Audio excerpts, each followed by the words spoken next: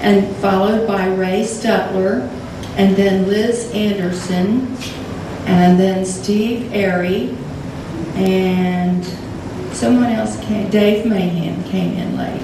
So, not late, he wasn't late, I was late getting here and bringing everything with me. So we'll have those gentlemen, there are 5 folks and lady, and we'll have 5 folks to talk, and we appreciate so much them bringing their items. They have wonderful experience, I do know, and they sent me their bios, but I'd rather have them tell you all about it. Martin O'Madden, whose picture you'll eventually see, he was here in our 2011 exhibit, as were the others, and so we look forward to hearing from them. Let them tell you a little bit about themselves. And fellas, if you want to come up here and use the microphone, that would be fine. So we'll start with Martin. Okay.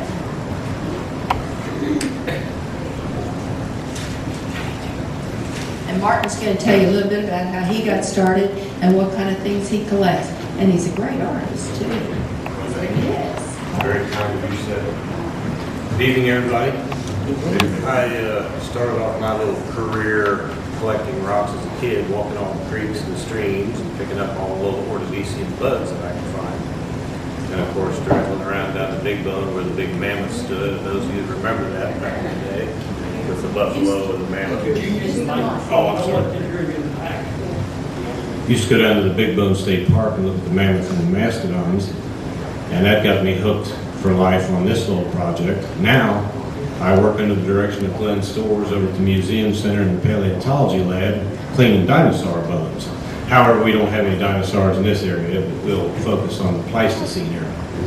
I guess everybody's familiar with the Ice Age that we had here, approximately 1.8 million years to about 10,000 years ago. And it came in 3 waves. The first was the pre-Illinoisan glacier that actually covered up Big Bone Lick State Park with ice. And as it receded, then the second wave at about 250,000 years ago came in, and that was the Illinoisan glacier. That glaciation started to form what is now the arch of what we see as the Ohio River. The last glaciation that visited our area was the Wisconsinian, and that is about the period of time where a lot of the animal and megafauna remains have been recovered from the Big Bone area. This was a glacier that was about 30 miles north of our position. So all the animals and the people of the time were obviously working the edge of the ice. And at the back table there, you'll see a couple of elephant remains. The correct terminology is proboscidean, which is making reference to a trunk. Anything with a trunk on its face, like the mastodon, is not considered a true elephant, but was definitely a proboscidean at its time. These animals were here, the woolly mammoth, from about 150,000 years ago till about 10,000 years ago, and the American mastodon, which is a noted find from the Big Bone area, goes back about 3.7 million years. So he's been around a while. And there's a lot of conjecture as to how these animals disappeared.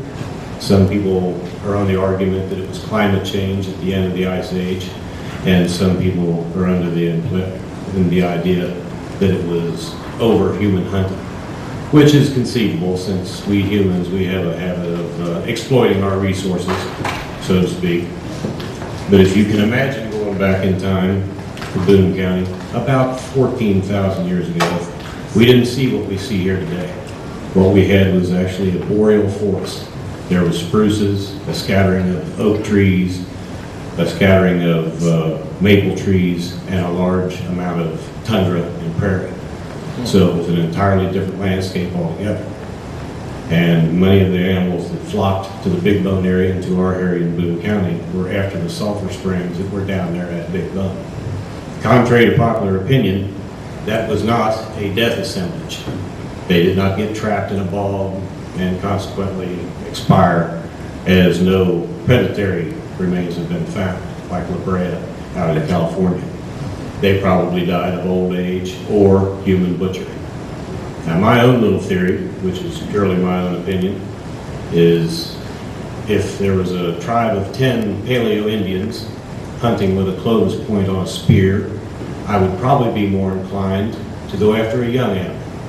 I don't think me and the tribe would make an effort at a full-grown bull elephant, as probably some of the boys wouldn't be coming home today. So given the fact that an elephant takes 22 months of gestation, you could see where if they picked on the young ones, that could lead to an extinction event. There was also some evidence found in some Mastodon remains to imply that they suffered from tuberculosis. And although that was rampant in the species, it wasn't enough to warrant an extinction event. And when we say ice age, keep in mind that the average temperature of that period of time was about 30 degrees less than what it is today. So it wasn't like going outside into 30 below zero. Is there anything that anybody would like to question on any of the proboscideans or in that period of time? Or other megafauna from the area? Anything? Have you found many fossilized or petrified, I guess, what would be the teeth? Mineralized? Mineralized. Permineralized is generally what the bone is. That's where water, groundwater is replacing the bone structure with minerals and gradually turning it to stone. Teeth are generally the last to go? Teeth hold up the best because the long bones, they tend to deteriorate unless they're in a perfect environment. Now, a perfect environment would be in like a mud vein where the clay seals off oxygen and it doesn't allow anything to travel through it. And if it is in that condition, like some of the specimens that I'll have Saturday, it's just as white and hollow and light as the day that the animal died. Now the ulna back there, which is a specimen from Alaska, anybody that wishes to try to lift that's welcome to do so. That's been exposed to groundwater and mineralization and consequently is very much heavier than what would have been something found in a clay vein. And if we want to talk about the Clovis people as the hunters of the Ice Age, we want to talk about the Clovis Point itself, which you'll see in some of these frames and as well on Saturday. Those are the oldest artifacts that date to North America, and they're unique to North America. Archaeologists went back to the old country where they allegedly traveled across the Bering Ice Bridge into the New World, but they found no Clovis points in the Old World. Instead, they found bone harpoons with flint bladelets attached to them.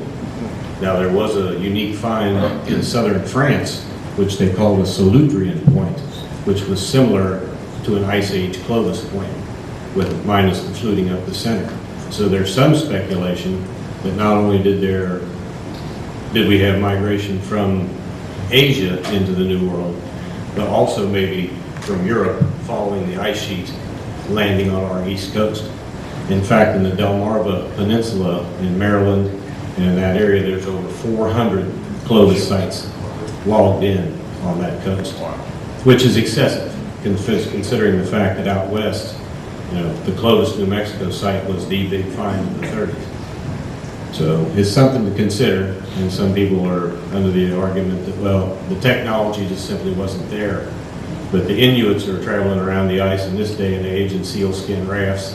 I'm sure that somebody was creative enough back in 13.9 to 12.5 BP before present to put some kind of a raft together to circumnavigate the ice. Sir? There is an interesting article, I think it's in the February issue of Scientific American, about this same topic. The Solutrean point and the migration? Yes. Out Okay. of Europe, and then they came across and the period that they traveled through. Is that pretty much coming to a point of agreement? Yes. Well, that Solutrean point in France is the closest thing that they found to what we have here is the Clovis point, which makes it unique because the Clovis point is unique to North America. It hasn't been found in South America, it's strictly here. And of course, Dennis Vesper and Richard Gramley, a noted archaeologist, they're in hot pursuit of the Cumberland people, which is another type of Clovis point. It's elongated and it's fluted from its base to its tip. And they're trying to establish an exact time and place where that point fits in to the Ice Age Paleo Aboriginal hunters. They're suggesting that it was earlier. Some suggest that it's later. We just don't have enough concrete evidence to date it. We need to find a hearth. We need to find some type of kill site or something that we can put a radiocarbon date to. But that'd be interesting to know. Anyone else? Any questions, comments? Ray, would you like to go on about your fantastic dig? I'll start with the Ice Age, and you can work up to the human population. Let's give Mr. Ahmed.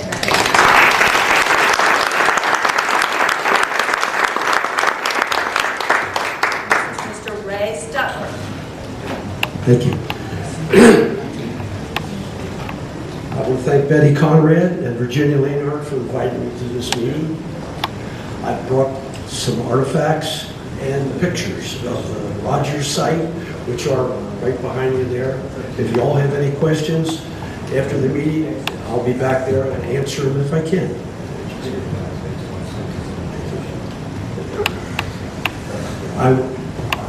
I met Mr. Beringer, who is now the Beringer Museum, is now the Beringer Crawford Museum. I met Mr. Beringer when I was 12 years old. My father had shot a big red squirrel, and we took it to him because he was a taxidermist and a collector of everything. And he lived on Forest Avenue in Covington, Kentucky. And I was 12 years old. I went up there, and he had no electric in the house. He had coal oil lanterns hanging from the ceiling, and he had a bear on the kitchen table, a massive table, and he was cleaning it out, getting ready to mount it.